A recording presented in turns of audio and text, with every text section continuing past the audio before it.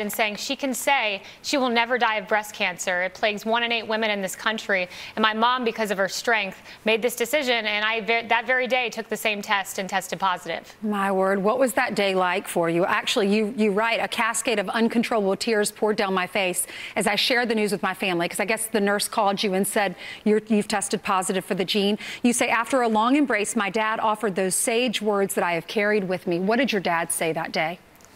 So my dad said to me, Kayleigh, you know your weakness. Everyone in life has one, but you know your weakness and you can take it head on. And Ainsley, those words meant so much to me.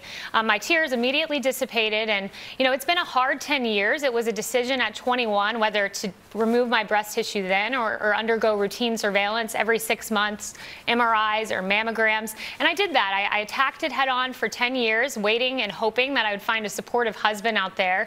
And I did. My husband, Sean Gilmartin, he looked at me just before this happened about a week ago. He said to me, you know what? I love you, Kayleigh, for your heart. I love you for your mind. I don't love you for your breast. And I think it's so empowering, Ainsley, to women across this country who have made the same decision. We're not defined by our anatomy. Women now are not just doing this, but they are owning it. Yeah. It's beautiful, and they are celebrating it, because women should be celebrated for their mind and their hearts. And so many brave women out there, I've seen it on my Twitter and on my Facebook, have done this, and they are beautiful, and they have owned this decision. Well, I'm very proud of you. You're very strong. Can you carry this BRCA2 gene if you don't have history of breast cancer in your family?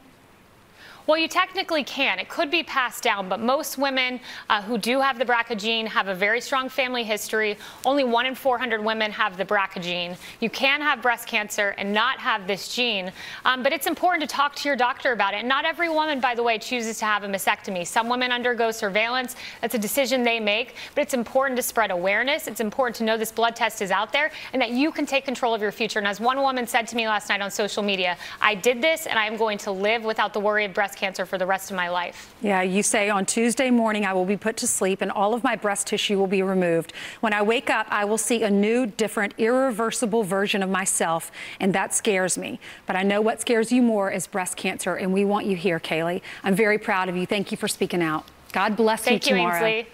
You're welcome, honey. Thank you so much. Thank you. I'll be praying for you. The New York Times begging Supreme Court Justice Kennedy not to resign. The reason? The future of our country depends on it seriously. Plus, our own Ed Henry demanding an apology from the president of the White House Correspondents Association. He used to be the president of that. And here's a taste of what he got. My interest overwhelmingly was in unifying the country, and I understand that we may have fallen a little bit short on that goal.